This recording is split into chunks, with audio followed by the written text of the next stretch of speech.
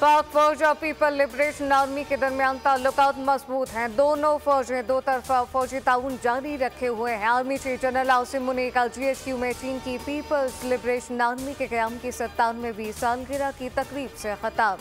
चीन के सफीर जियांग डिंग तकरीब के मेहमान खुसूसी थे। मेजर जनरल बॉन्ग योंग और दिफाई अताशी चीनी सफारतकार और पाकिस्तान की तीनों अफवाज के अफसरान तकरीब में शरीक। आर्मी चीफ ने चीनी मेहमानों का इस्तकबाल किया और PLA को मुबारकबाद दी। चीनी सफीर ने PLA की सालगिरह तकरीब की मेज़बानी करने पर आर्मी चीफ का शुक्रिया अदा करते हुए कहा कि पाकिस्तानी फौज हमेशा दहशतगर्दी के खिलाफ जंग में सबसे आगे रही। पाकिस्तान ने खत्ते के अमन और इस्तेहकाम के लिए बड़ी कुर्बानियां दी। और सिंध के सीनियर वजीर शर्जील इनामी ने अवाम को बड़ी खुशखबरी सुना दी। दुनिया की सबसे बड़ी बस साज कंपनी यूटॉन्ग की जानिब से कराची में इंट्रासिटी और EV बसेस का प्लांट लगाने का फैसला।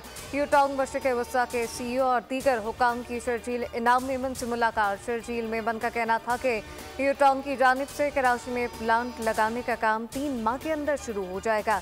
यूटॉन्ग की इंट्रासिटी और इलेक्ट्रिक बसेस अब कराची में बनेंगी। प्लांट में EV बसेस और हाइब्रिड डीजल बसेस तैयार की जाएंगी। प्लांट लगने से सनतों को फरोग मिलेगा, रोजगार के नए मौके पैदा होंगे। सब्सक्राइब करें और बेल दबाएं ताकि कोई खबर रह न जाए।